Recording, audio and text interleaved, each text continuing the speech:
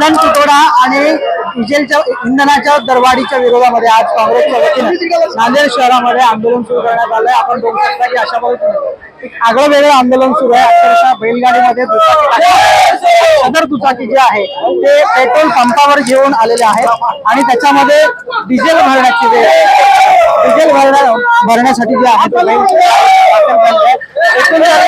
परिस्थिती वेगवेगळी बॅनर्स या आंदोलकांच्या हातामध्ये आहेत। पेट्रोल डिझेल दरवाढ मागे घ्या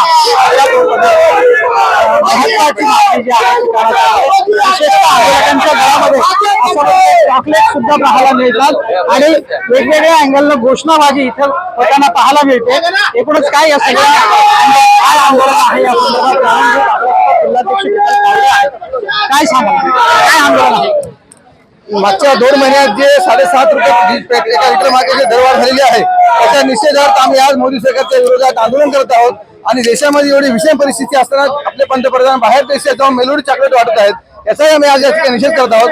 आज शेतकऱ्यांची एवढी वाईट परिस्थिती झाली आहे की पेरणी करण्यासाठी शेतीची मशागत करण्यासाठी ट्रॅक्टरला डिझेल नाही आणि डिझेल नसल्यामुळे शेतकऱ्यांची आज मशागत आणि पेरणी थांबलेली आहे। त्याचे एक प्रतिकात्मक म्हणून आम्ही आज एक शेतकऱ्याची गाडी मोटरसायकल गाडी बंद पडली होती, परंतु ती आम्ही बैलगाडीमध्ये आणली ते पेट्रोल पंपावर पेट्रोल भरण्यासाठी।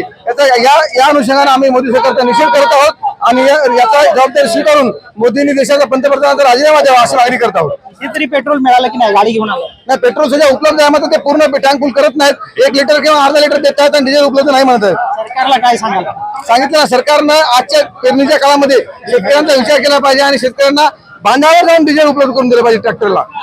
आगळं वेगळं आंदोलन जे आहे ते काँग्रेसच्या वतीनं करण्यात येते। नांदेड शहरातल्या आयट्या चौकामधून हा आंदोलकांनी मोर्चा काढला आणि पेट्रोल पंपावर लढत केली। एकूणच इंधन दरवाढ कमी करावी अशी मागणी काँग्रेसच्या वतीनं करण्यात येते। व्हिडिओ जर्नलिस्ट गणेशसह गजानन देशमुख, TV9 मराठी, नांदेड।